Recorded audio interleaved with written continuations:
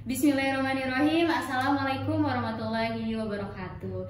Halo teman-teman Hima Isyar, kembali lagi di YouTube channel Hima Isyar Unsil. Nah, sekarang bersama saya Aulia Damayanti sebagai apa ya? Sebelumnya nih, ada yang tahu nggak saya lagi ada di mana sih?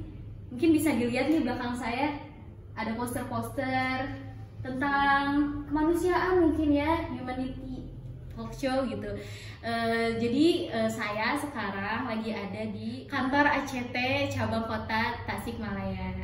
Nah, saya mau ngapain sih di sini? Saya ini sekarang mau ada talk show atau wawancara bersama narasumber hebat nih dari kantor ACT sendiri. Mau menanyakan tentang apa saja sih atau bagaimana sih lembaga ACT itu buat teman-teman yang belum tahu tentang ACT atau bagaimana aja nih di dalamnya. Boleh stay tune terus di YouTube ini, jangan di skip, jangan lupa sebelum nonton di like, comment, and subscribe dulu YouTube channel YouTube Hima Isyar Unsil.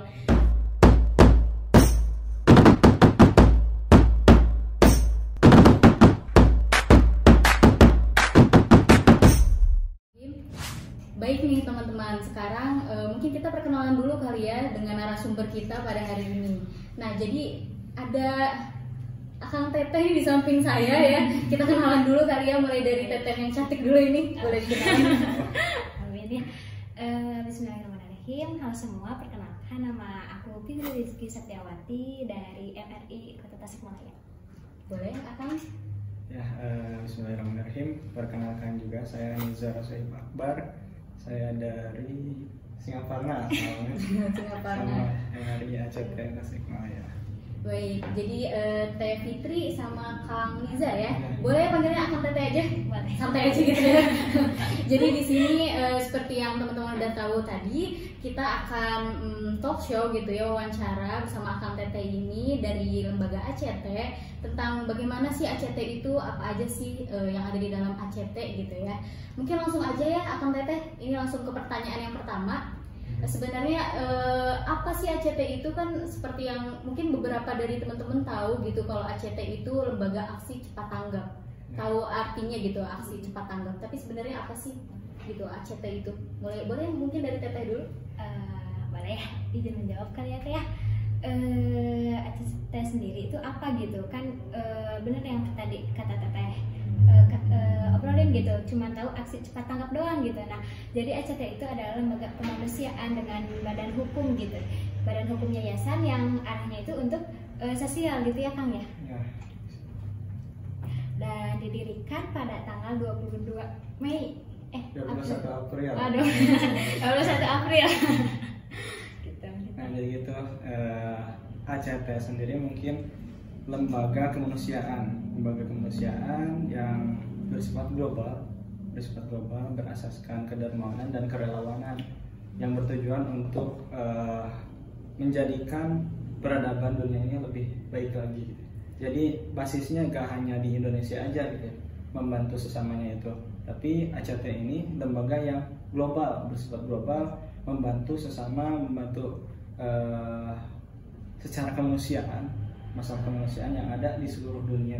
Oh, baik, berarti udah global ya, lingkupnya nggak di Indonesia aja berarti. Lembaga sosial teman-teman. Nah, kemudian kalau dari lembaga ACT sendiri, berarti tujuannya itu apa dan untuk ruang lingkupnya itu siapa aja gitu, Teteh boleh? Boleh ya, mungkin untuk tujuannya pasti ya yang tadi sama Kang Nijar udah disebutin gitu, untuk menjadikan mengubah peradaban yang lebih baik gitu. Sangat relevan gitu dengan tujuannya gitu, membantu umat, memperluas kebaikan, dan ada pengembangan dan pemberdayaan masyarakat yang di sana ACT sendiri itu saling ini loh Teh, konsisten sekali gitu membantu sesama gitu, baik untuk keluarga prasejahtera, lansia, anak yatim gitu. Selain itu boleh mungkin ada tambahan? Ya baik, kurang lebih seperti itu ya tadi disampaikan sama Teh Fitri.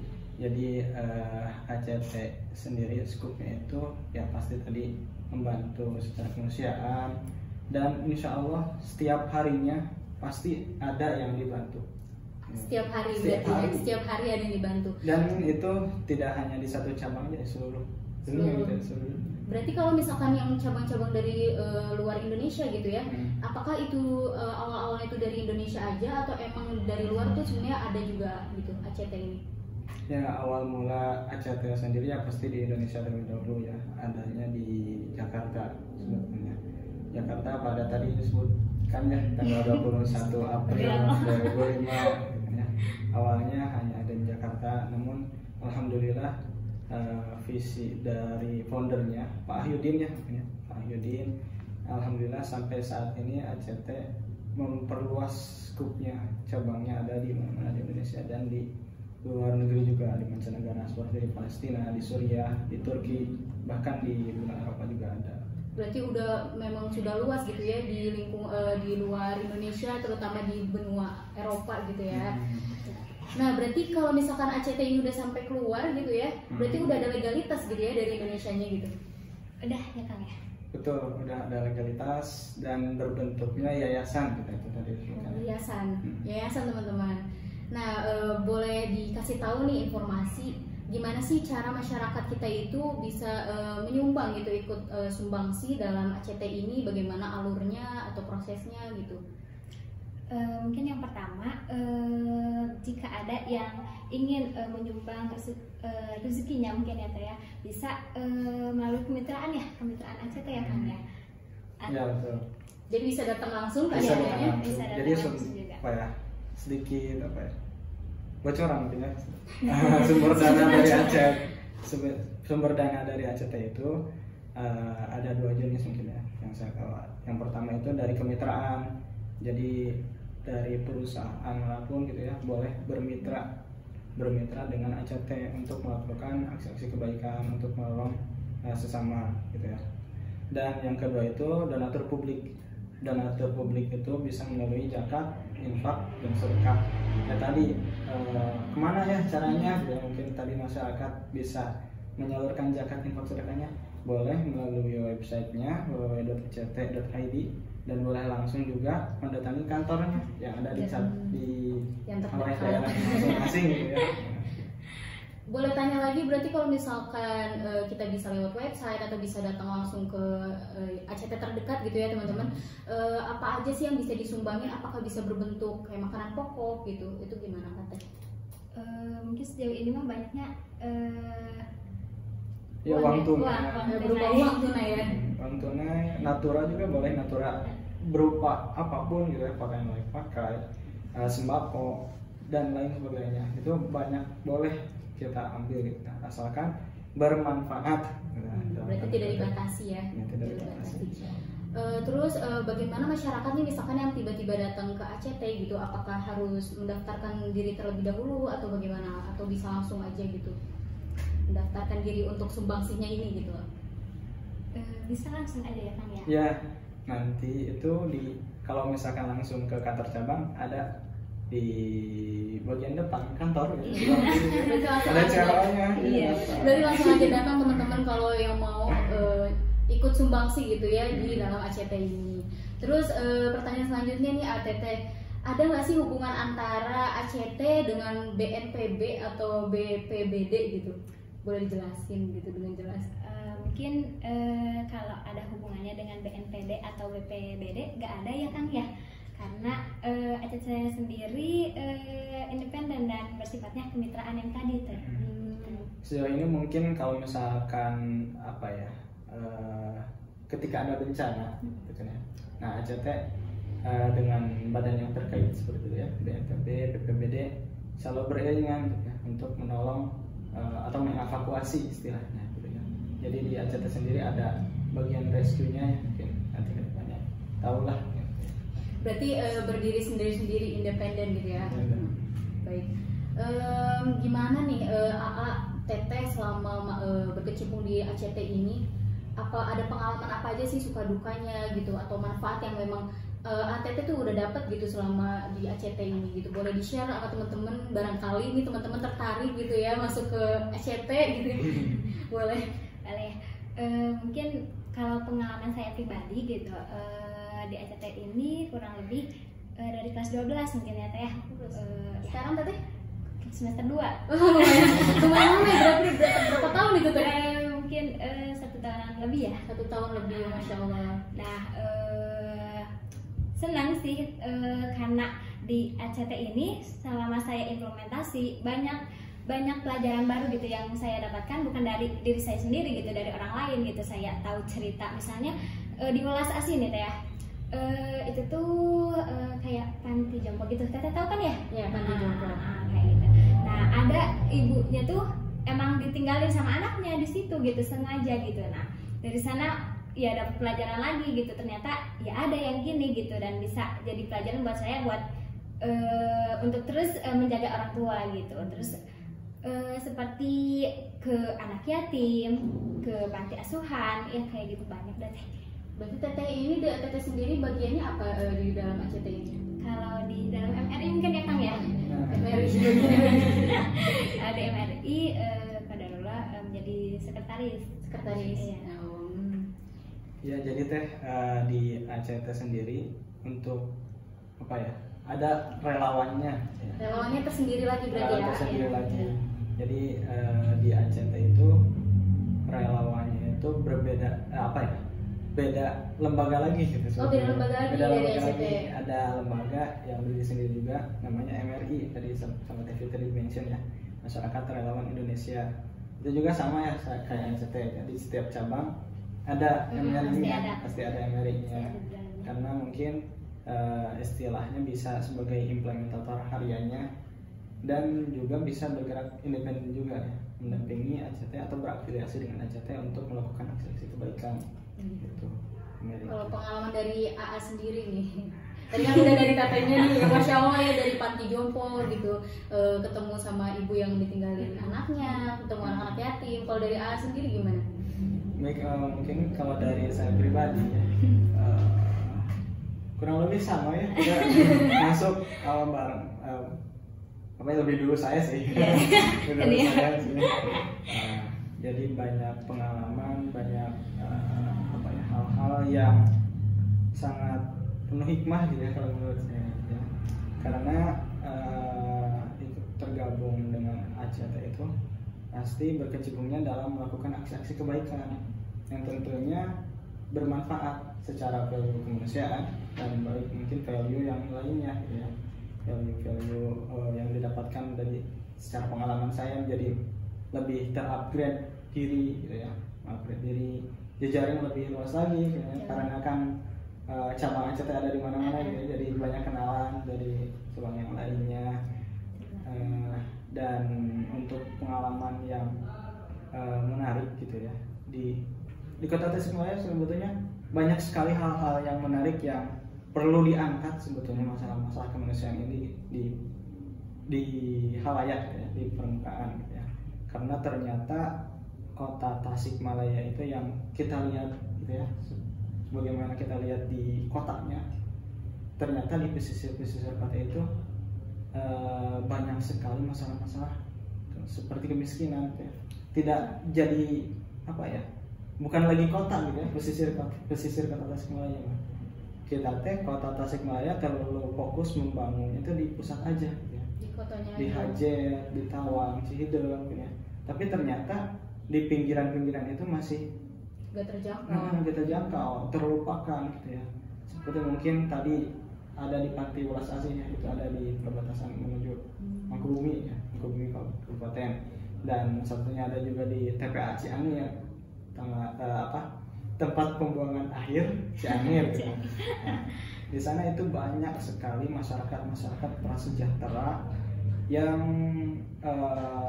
mencari nafkah di sana dengan memulung sampah,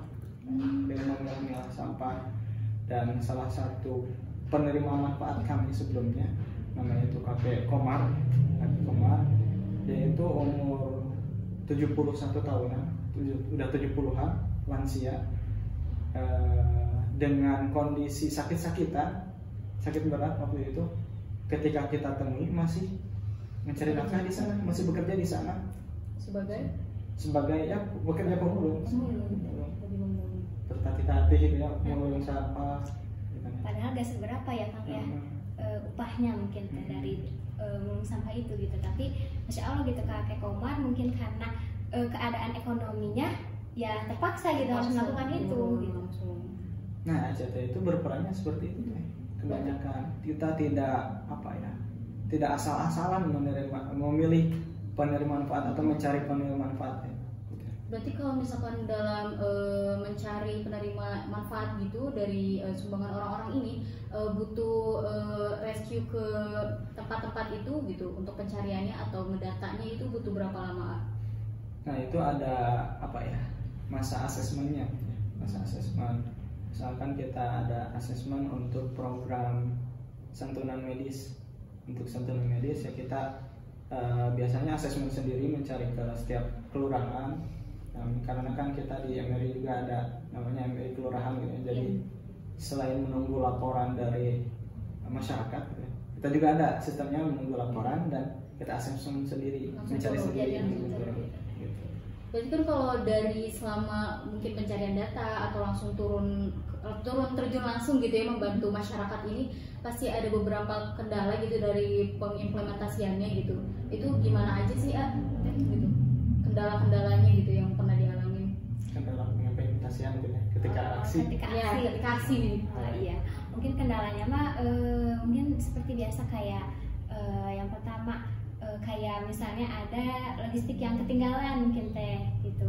Terus ada juga yang penerimaan manfaatnya itu susah ditemui atau pelosok gitu. Nah mungkin untuk relawan yang tidak terlalu tahu pasti merasa kesulitan mungkin teh gitu. Tapi ya alhamdulillah kita pasti nemu gitu akhirnya. Gitu. Nemu solusinya pasti. Iya. Dan kadang ada mungkin ya fiktif juga ya. Nah, ya fiktif juga. Boleh diceritain itu kalau fiktif tuh kayak gimana? Wah, misalkan ada laporan masuk nih di apa ya? Waktu itu teh yang bantuan isoman, bantuan isoman. Lupa lagi daerahnya mana sih? Tapi ada laporan masuk bantuan isoman. Kita kirim relawan ke sana, ternyata tidak ada orangnya. Beda atau beda alamat. Nah itu sih yang paling sulit. Atau yang menarik juga sih ketika kita berinteraksi atau aksi di panti ODGJ. Oh iya. Menariknya ODGJ. Ada yang sampai interaksinya itu sampai dipeluk-peluk sama ODGJ. Itu deh seru banget.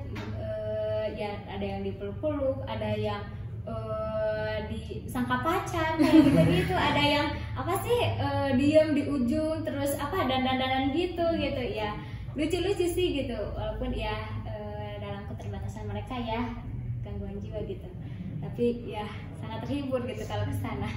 Jadi selain kita aksi menolong sesama, tapi kita juga ada healingnya gitu. Iya. Bertemu orang banyak gitu ya, yang baru, yang mungkin berbeda dari kita gitu ya kan. Pasti ada pengalaman-pengalaman baru yang unik yang mungkin gak pernah kita dapat kalau misalnya kita nggak terjun langsung gitu ya. Ini selanjutnya nih mungkin pertanyaannya, bagaimana sih masyarakat umum itu bisa menjadi relawan gitu? Apakah bisa gitu? Bisa sekali ya akan kita semua gitu, dan untuk akan kita semua yang ingin gitu ikut terjun langsung atau pengen ngambil pengalaman menariknya yang unik gitu, boleh nanti biasanya kita selalu melakukan oprek ya Kang ya, 1 bulan sekali gitu, oprek MRI, dan jika sebelum oprek pengen banget nih, pengen sekarang, boleh gitu langsung hubungin ke IG MRI semua. Bisa langsung teman-teman hubungi di @mri_tasik. Nah, di sana nanti ditulis di DM aja. Dan apa ya, kita tidak dibatasi ya, mau masih anak sekolahan ya. bebas usianya bebas ya? Bebas, usianya bebas, sampai ada yang kakek-kakek juga ada sih sebetulnya, yang bapak-bapak, ibu-ibu. Kalau anak-anak biasanya kisaran berapa yang bisa daftar di MRI? Kalau yang selama saya ini ya teh di sini paling kelas berapa ya Kang kemarin, kelas 12? Kelas 11, 12. Oh, kelas 11 12 berarti dari SMA udah bisa ya, udah bisa. Boleh nih teman-teman yang pengen turun langsung atau pengen kayak gimana sih rasanya gitu kita jadi aksi gitu ya di MRI ACT gitu, bisa kita nyoba daftar aja langsung ya. Tadi udah disebutin gitu. Mungkin sebelumnya nih sebelum kita penutup gitu dari AA sama Teteh sekalian, ada nggak sih closing statement gitu atau mengajaklah teman-teman semua gitu yang menonton ini agar bisa tahu gimana sih pentingnya kita memiliki rasa kemanusiaan, sama menolong orang dan sesama gitu. Itu boleh silahkan disampaikan gitu. Dari siapa dulu nih? Siapa dulu? Boleh dulu ya. Baik, akan kata semua mungkin yang nonton ini juga kita tahu gitu. Ada hadis sebaik-baiknya manusia yaitu yang bermanfaat bagi manusia yang lainnya ya Teh. Jadi dari sini gitu harapannya kita bisa terus bermanfaat gitu, dan kita rasa kepedulian kita kepada orang lain tuh ya semakin meningkat gitu. Kebayang gitu kalau nggak sama sekali kita saling acuh ya nggak akan ada perdamaian gitu. Benar-benar. Berarti dari AA gitu. Nah, baik, mungkin kita lembaga ACT itu lembaga kemanusiaan. Selama manusia itu masih ada, pasti permasalahan kemanusiaan itu selalu ada. Dan siapa yang bisa menyelesaikannya? Ya manusia itu sendiri gitu ya, sesama itu gitu ya.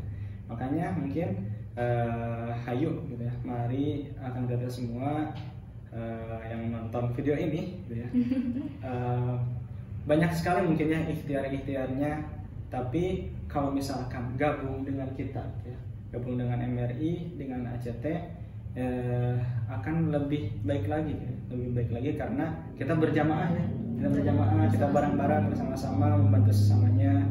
Dan jangan takut gitu ya, jangan khawatir kalau misalkan membantu sesama itu gak ada value-nya atau malah capek. Betul. Tapi nanti janji Allah Subhanahu wa taala mungkin ya, barang siapa yang meringankan beban orang lain ya Allah Subhanahu wa taala itu akan meringankan beban kita di yaumul hisab nanti gitu ya.